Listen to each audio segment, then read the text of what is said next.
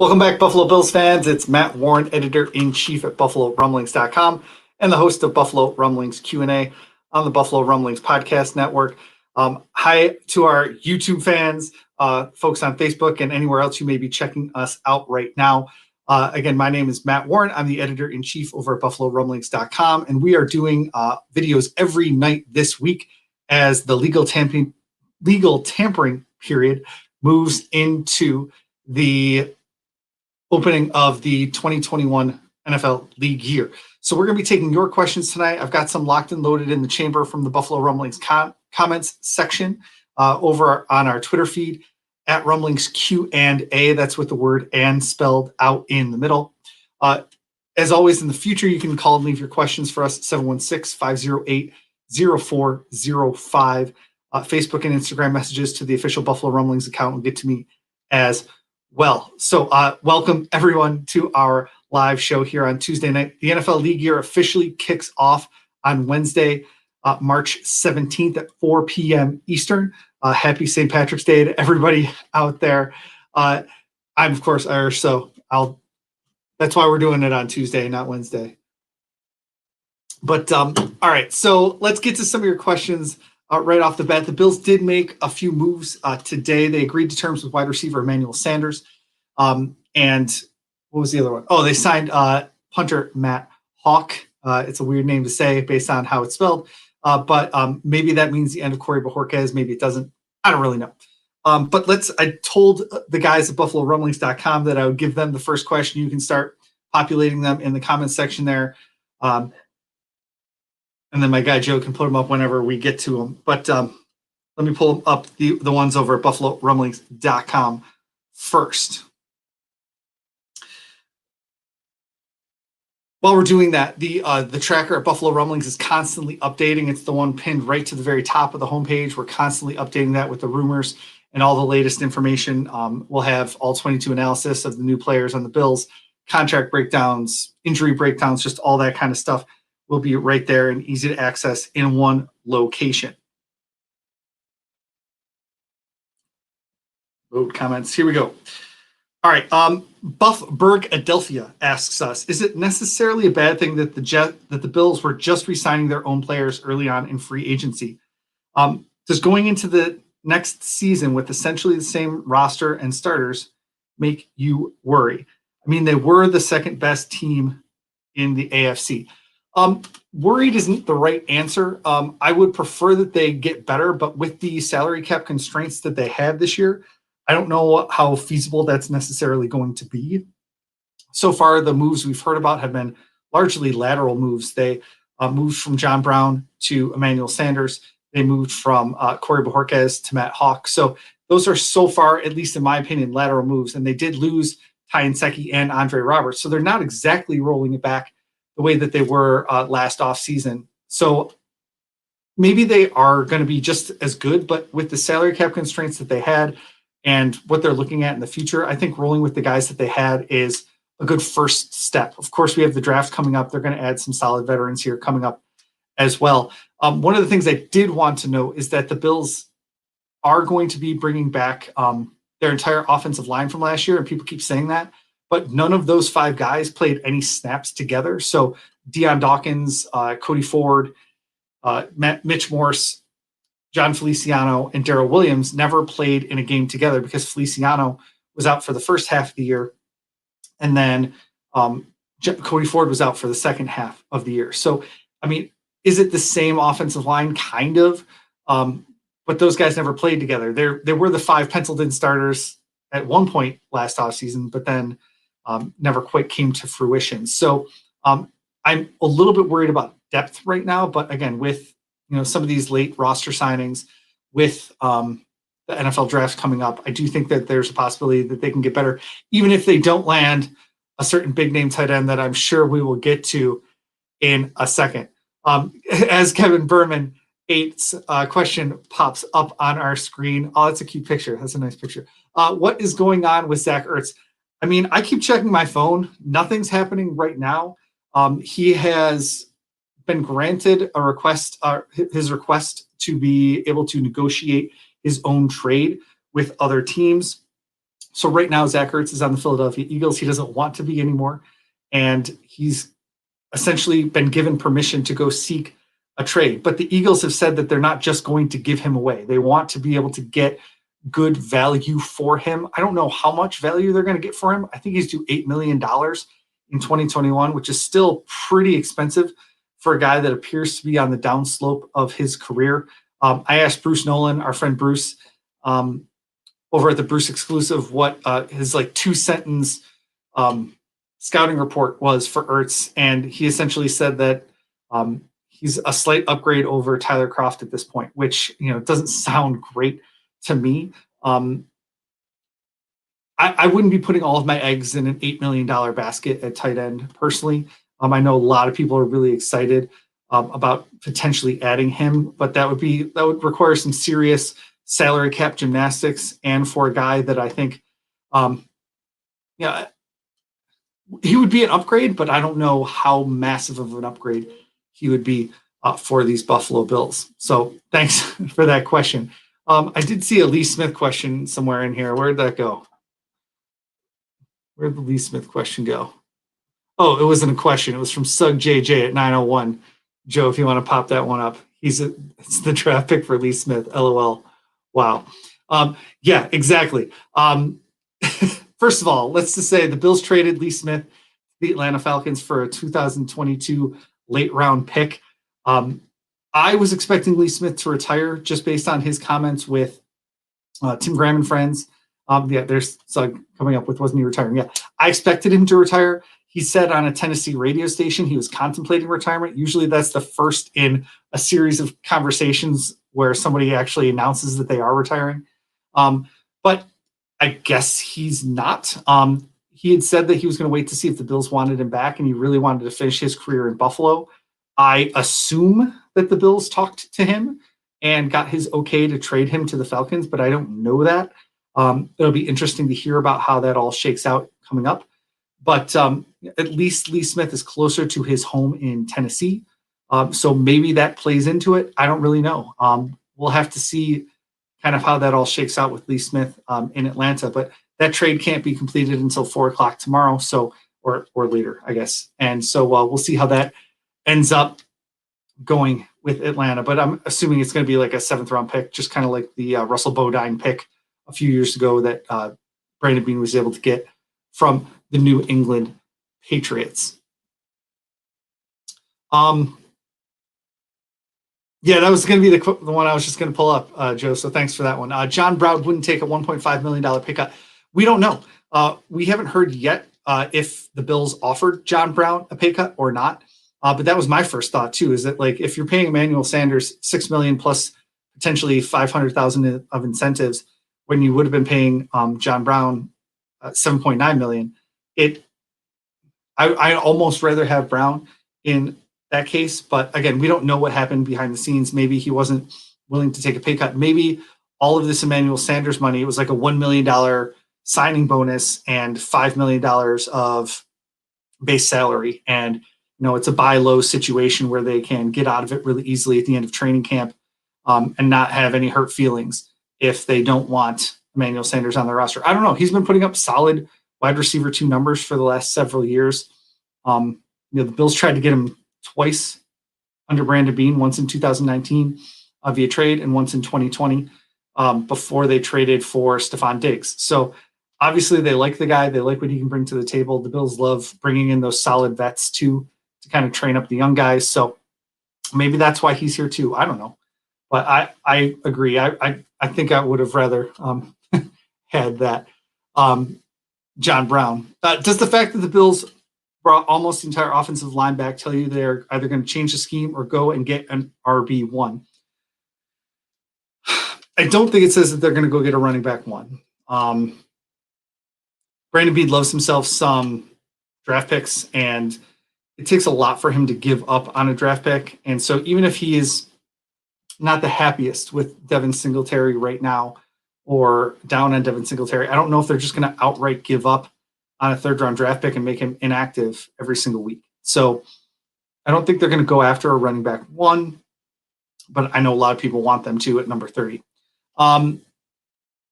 Does that mean they're going to change the scheme? I don't know. I've been kind of hoping they would bring in a running game coordinator this offseason, but it doesn't look like they're going to make that change to the coaching staff right now. It felt like there were some running plays where there was a little bit of a miscommunication between the offensive line and the running backs, and they went to different spots. So maybe it's a scheme thing. Maybe it's a blocking scheme thing more than, like, say, an overall offensive play calling scheme. Maybe it's just running the ball more. But no, I don't expect them to get a running back one. And so I would, if I'm guessing, it's going to be more schematically based than it is personnel based at this point in time. Any truth to the interest in Hunt? I haven't seen anything from anybody reputable that says that. And so I would highly doubt that they would go after, you're talking about Kareem Hunt, I assume.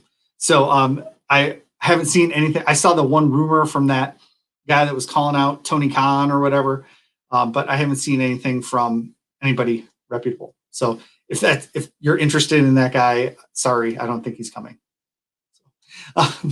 Who's the biggest threat in the AFC East to us? And that's from Muszak Matt over on Facebook. Thanks for joining us on Facebook, Matt. The biggest threat in the AFC to us. Well, until the Patriots can figure out who's going to play quarterback, I'm not really worried about them. So maybe if Deshaun Watson can completely blow up this answer, I'll just throw that out there right now. If he gets traded somewhere in the AFC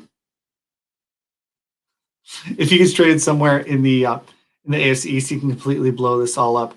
But do I think the AFC East biggest threat to us is right now?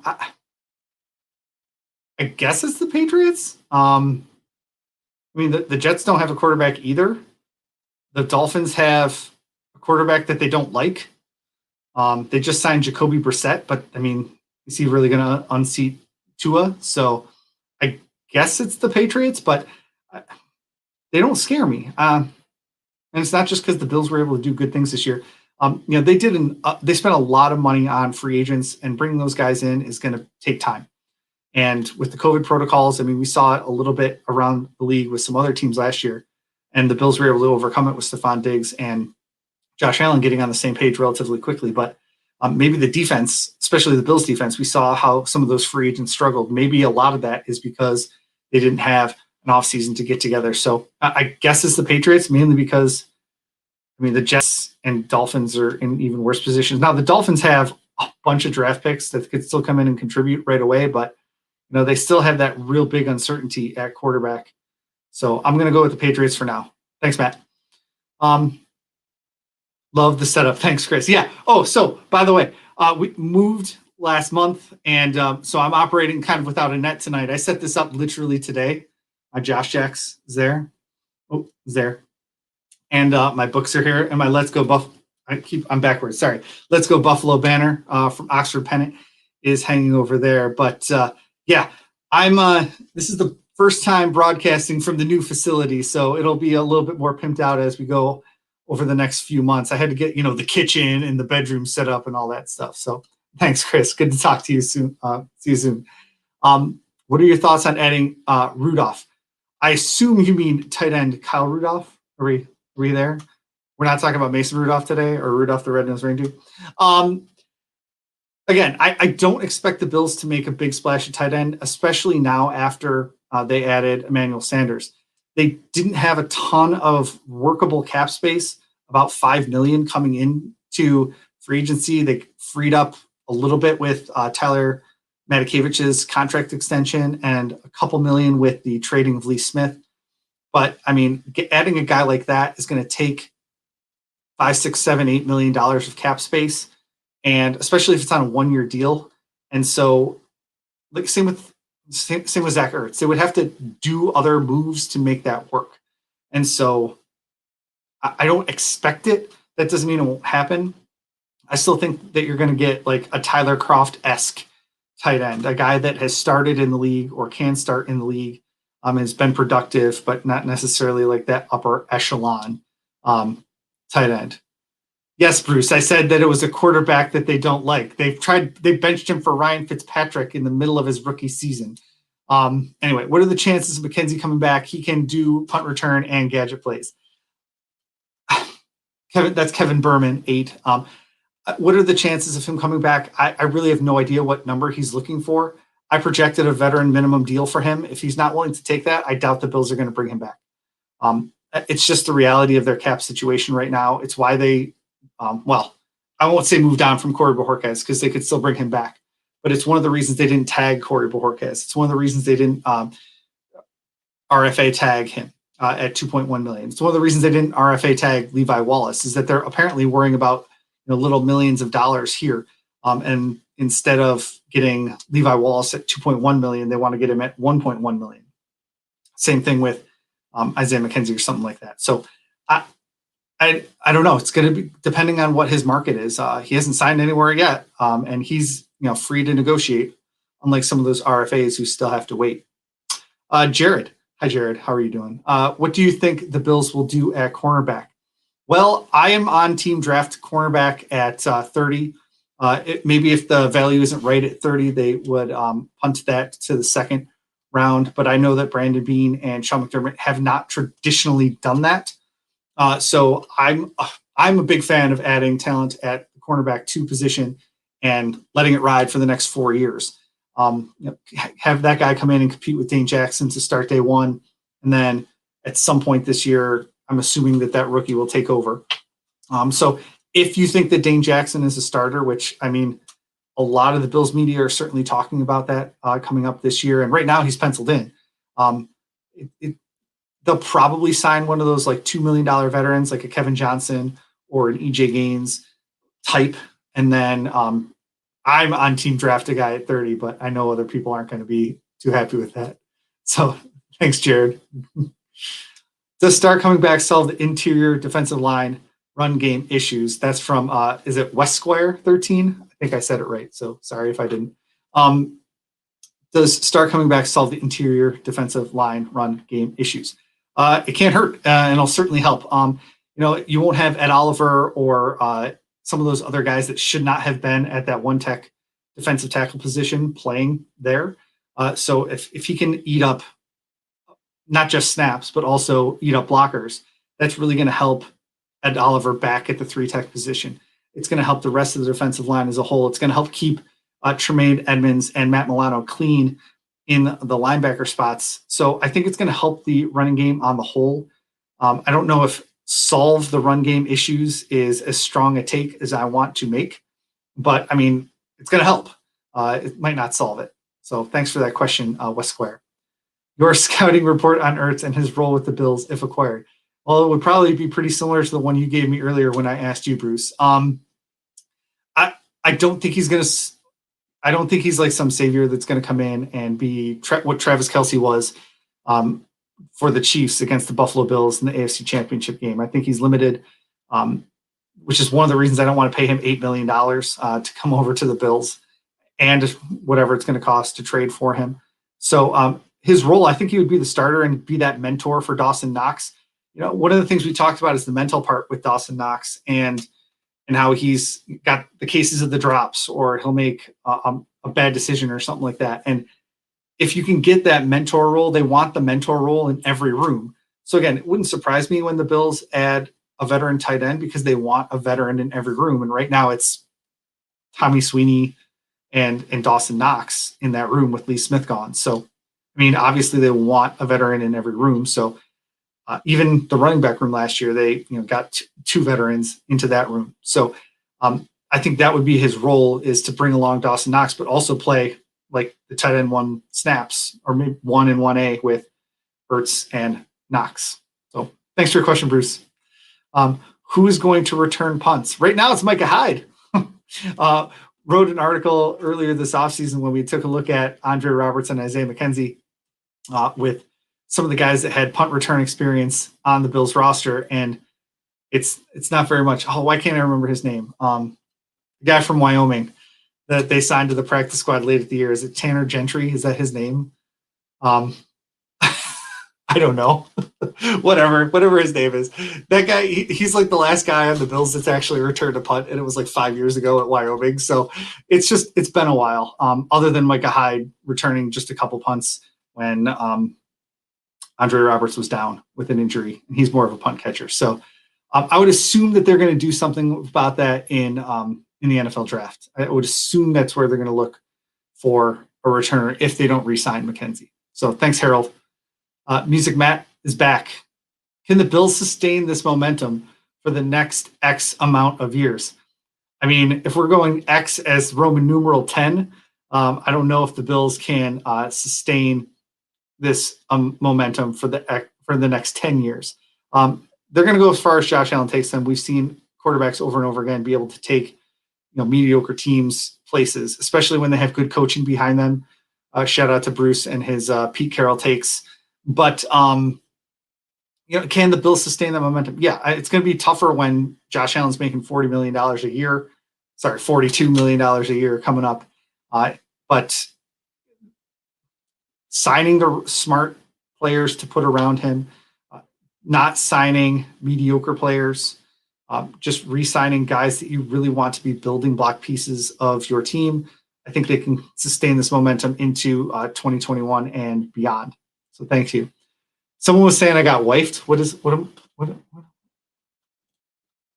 did I miss here? Priorities. Oh, priorities. I get what you're saying about my house organization, about how I organize different parts of my house first. Yes, my office is the lowest priority, especially because I have to buy furniture. I didn't have an office in my old house, so I have to figure out what furniture I want. So it's a multi-step process. So just got to live with it for a little bit. Trey White returning punts at LSU. Yes, Jack, he did that. I do not want Trey White returning punts. I think I'll say that. Thanks, Jack. I think I'll say I don't want Trey White returning punts right now. So, Tanner Gentry. Thank you, Jack. What did I say? Did I say something that was weird? Maybe. I'm gonna go over to Twitter. We had a question. Hold on. Over at Rumblings Q&A. That's our Twitter handle for our normal shows. We do our podcast normally. They release on Tuesdays. We're obviously recording Tuesday night here live on the Buffalo Rumblings YouTube channel. Where were you? Oh, it was Jack Nealon who says, is there a position or position group that you would be against adding to in free agency or the draft? Against adding to. Not really. I mean, they need depth at pretty much every position. Even if you look at the two starting safeties, they still need another safety because Dean Marlowe is a free agent and they don't have a guy that could step in and play snaps. I mean, even if you love Jaquan Johnson, they don't have that heady veteran that could step in. I guess with Emmanuel Sanders signed, they don't necessarily need a wide receiver, but at the same time, they need a punt and kick returner and a guy that maybe can do the jet sweep stuff like Isaiah McKenzie. They need a backup quarterback. They need a third running back. They just need guys all over the roster. So I don't think there's a position group that I could say that they're 100% set at. Even linebacker with Milano and Edmonds and AJ Klein, and you want to throw in some of the depth that they have there, they could always improve at that. And I'm sure they're going to draft a guy there because they just love picking up new linebackers to throw at special teams. Linebacker might be the best answer just because they have a good mixture of depth and veterans. And they got 3 higher priced guys there already. So I guess linebacker is where I'm going. So, yeah. So thanks for that question over at Rumblings Q&A on Twitter, Jack, one of our frequent flyers over there on the podcast. I heard that Justin Houston is a great locker room guy and would be a great addition to this team. I'm all for adding Justin Houston, but again, I don't know how that's going to play out monetarily. I've been the guy, my offseason plans centered around adding pass rush. And then they went and re-signed all their offensive linemen. And I'm like, I don't know what to do anymore because I don't have any money left to add a pass rusher. So depending on what his number is going to be, that's kind of where I'm hard pressed to say yes right now, because I just don't know where the money's going to come from for that. Unless they release a guy or restructure a big contract, which I just don't anticipate happening. Thanks, Jonathan, over on YouTube. Thoughts for backup quarterback? I wanted them to re-sign Ryan Fitzpatrick, but that was contingent on him being willing to take a backup deal at like $5 million a year. He signed for at least 10. I can't remember what the number was with the Washington football team. He's going to be in a competition to be their starting quarterback. So I'm okay with Matt Barkley. I don't think I'm okay with Jake Fromm at this point in time. Again, not having a veteran in the room, it just goes against what the Bills have done in every other room that they have. Davis Webb doesn't count. Come on, get out of here. But I would love to see them add one of those veteran backups at some point. Now, if you add a guy, even Matt Barkley, for $1.5 million or $2 million, it's only going to add $1 million or $500,000 to the cap, because you add Barkley for $2 million, you take off the lowest guy that's counting $1 million, and boom, you've got just $1 million in new cap space. So I want a veteran that's not Jake Fromm.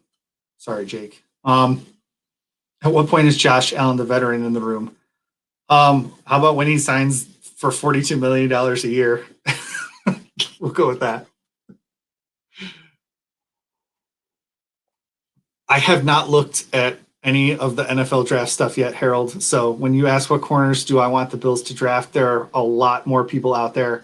I don't watch college football. I start gearing up for the draft as soon as free agency's done.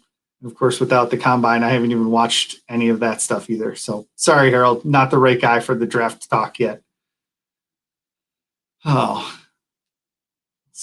Okay. I think we can keep throwing your questions into the comment section there. Once again, now that we're 27 minutes in or so, I wanted to redirect your attention over to our Buffalo Rumblings free agency tracker over at BuffaloRumblings.com. It's pinned right to the top there. We'll have all 22 analysis of all of the new signings, or if we trade for a guy, all of those trades. We'll have contract breakdowns for all the guys that we sign, especially the guys if they get traded to the Bills, because sometimes that can be confusing for folks with dead cap hits and everything like that. We'll have trade compensation, and we'll update the Bills' 2021 NFL draft picks if and when those get traded. What else? We'll have injury breakdowns for each of the players, which should be interesting for guys like Zach Ertz and Emmanuel Sanders. And we'll have, did I say the all 22 analysis? I think I did. So, and then eventually, hopefully, we'll talk to the opposing bloggers about each of those team players as well. Oh, Anthony Marino. Some breaking news. Zach Ertz to the Bills per Tom Pelissaro. Let's double check that. Let's double check the little check mark here, Anthony. No offense. We got breaking news. Do we got?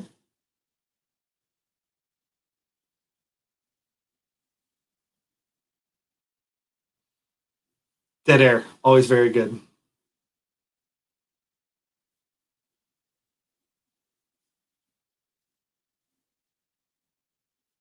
I got it.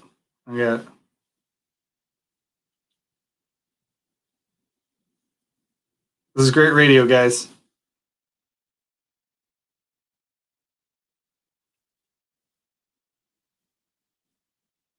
Yeah, I don't see that. Are you looking at a checkmark account, Anthony? Ruh-roh. Is the rumors for Gronk real? Yeah, I think the rumors for Gronk were definitely real, that they were interested in those. I think they, even going back to last year, they were interested in adding a veteran tight end, Greg Olsen. Again, they want that veteran in the room. Same thing with Rudolph, if you want to throw Rudolph in there. So I think their interest is real. They want to add a steady tight end, but I don't know how much they're willing to pay for them. And I don't know if that's why Gronk went back to the Bucs. Nobody's really talking about that piece. I mean, obviously his boys there, Tom Brady, they won the Super Bowl. So I think it's real. I think they want to add a tight end for sure. It's just a matter of what number they're willing to do that at. Why don't you throw Chad's question up on the screen? Should the Bills trade for Kareem Hunt? We went over that earlier today. I don't think that I don't think they should be investing any substantial amount of anything into another running back. That's my take. Kevin asks us, does switching to Hawk make you nervous versus keeping Boho? Corey Bohork has had a really good year in 2020. He was very hit or miss before that. It doesn't make me nervous that they're getting rid of him. They had a nice little chemistry in that room, but I don't think that Hawk coming in is going to necessarily change that. And also, we haven't seen any contract numbers for Hawk at all. He could be making the league minimum and have like $100,000 signing bonus or something, and they could still be in talks with Corey Bohorquez about coming back. And this could just be a little bit of a lever to get him to sign at a lower dollar figure. Yes, thank you, Anthony. I'm glad I checked.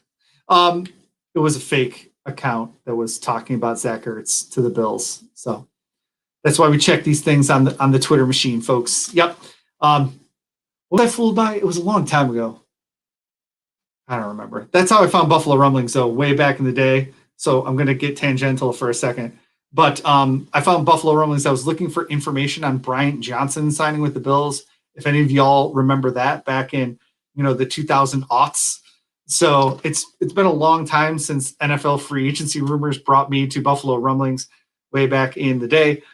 I'm glad it did, but that was the first time I went looking for alternative Buffalo Bills media. That wasn't the Buffalo Bills website and the Buffalo Bills message boards. It was a time before Twitter, I think.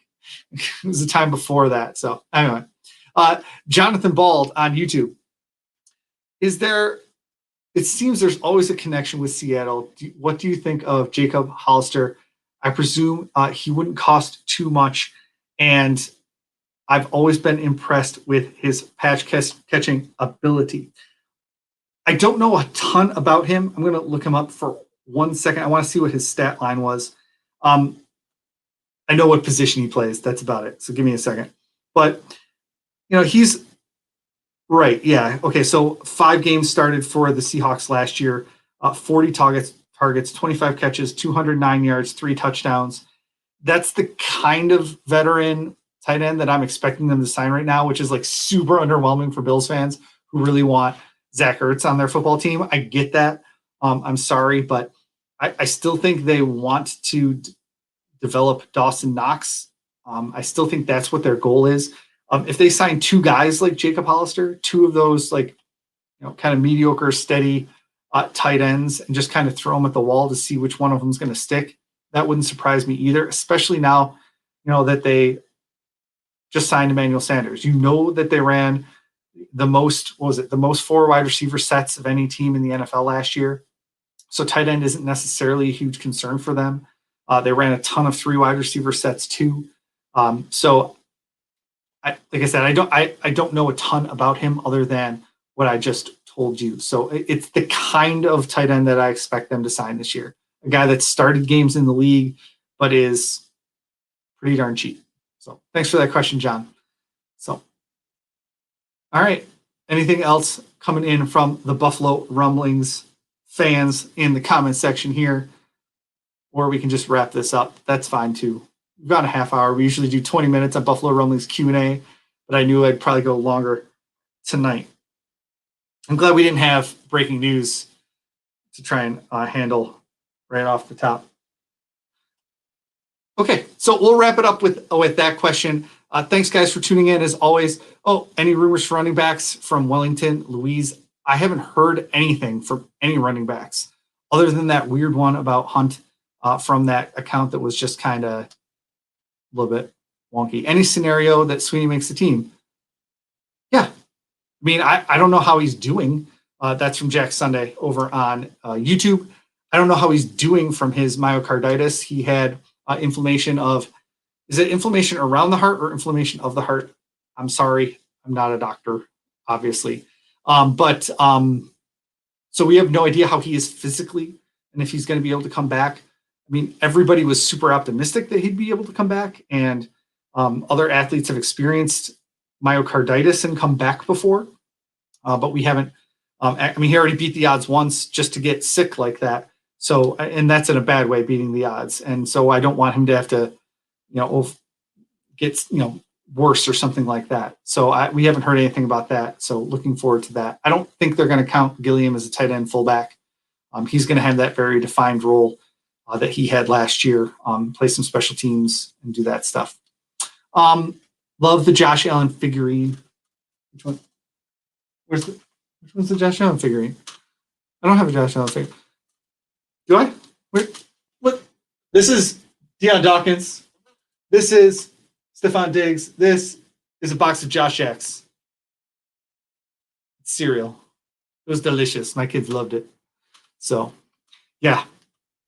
And this is my cool Wilson flat brim snapback hat.